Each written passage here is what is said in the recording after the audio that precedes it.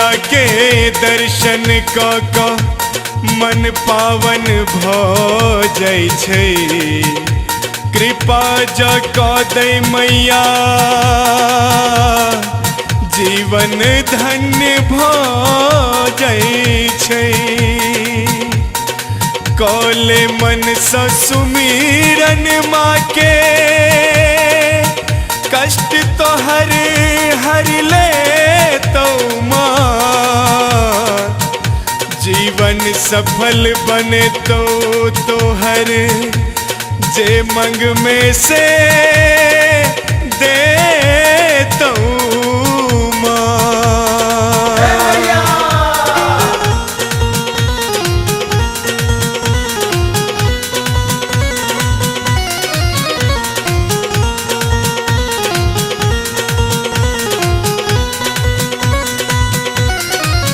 माँ के धाम सब चलू अपन गाँव में सब चलू।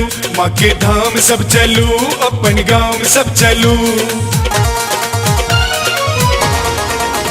माँ के धाम सब चलू अपन गाँव में सब चलू।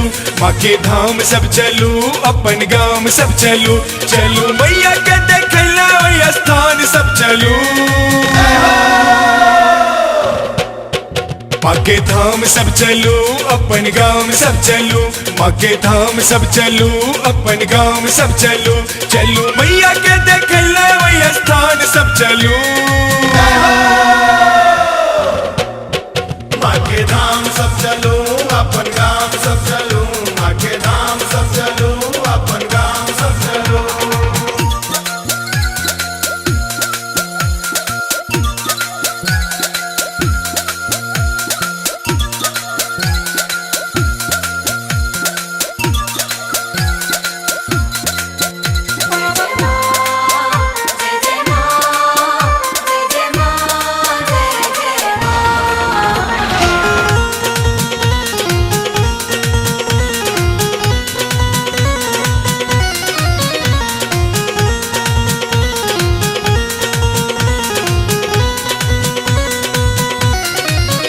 खूब मोन लगा का पूजा पाठ करियो। चित्त शांत रखत माँ के ध्यान धरियो। खूब मोन लगा का पूजा पाठ करियो। चित्त शांत रखत माँ के ध्यान धरियो। माँ के नाम जपत सब शान सचलू। माँ के धाम सब चलू अपन गाँव सब चलू। माँ के धाम सब चलू अपन गाँव सब चलू।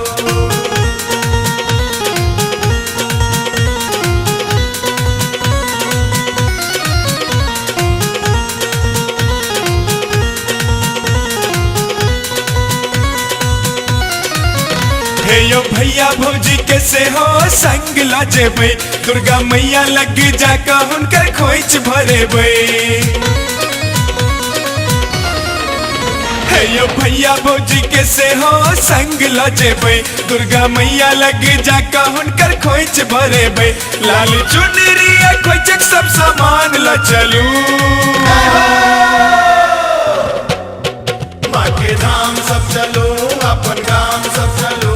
माँ के धाम सब चलू अपन गाँव सब चलू।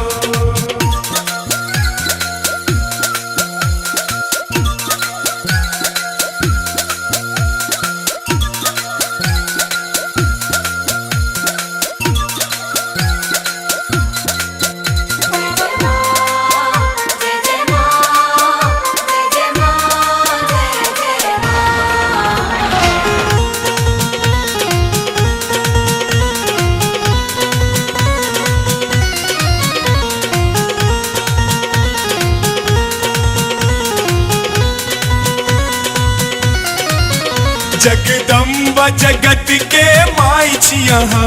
जिम्हर देखी हम उम्र देखाई छी अहाँ।